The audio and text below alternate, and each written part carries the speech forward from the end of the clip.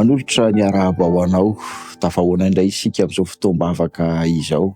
Ny namantsika nomena no maniry entina mbavaka manokana. Tsy izy ihany anefa no tsy salama ka dia andeha hivavaka ho andro rehetra tsy salama isika, ary ho ampian'Andriamanitra manokana izy mba ho afaka mitahotra sy ny azy manjady aminy ankehitriny. Hivavaka ho azy isika sy ho andro namantsika rehetra, hanondrika alohantsika hivavaka isika tompo. Raha io misaotra satria nomenao izao fotoana izao mbola ahafahanay manonona tonom-bavaka. Ny namanay nomena izay maniry ny tronam-bavaka azy manokana noho ny tsy fahasalamana mianjady aminy no tonononay aminao ankehitriny.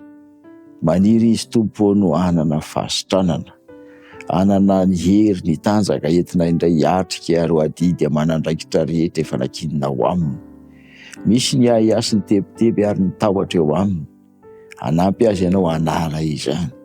Aoka hanana fitokinanao izy ary hiankina tanteraka amin'ny sandro-pitiavanao ka ho afahanao amin'izany tebiteby izany. Ianao no fa niteny Jesosy hoe aza mitebiteby ianareo no toe-javatra misy, meteza ianao hanampy azy amin'ny fomba manokana. Koa meteza ihany koa ianao noho ny amin'ny fahasoavana efa natolotra ao hitsinjo ireo rehetra tsy salama androany, hanatsotra ny tanam-pitiavanao ianao, hitondra fanasitranana ho an'ny tsirairay. Ny vavaka tetononona, angatahina ary apetraka eo am-pelantananao amin'ny anaran'ilay Jianay dia Jesosy Kristy. Amen.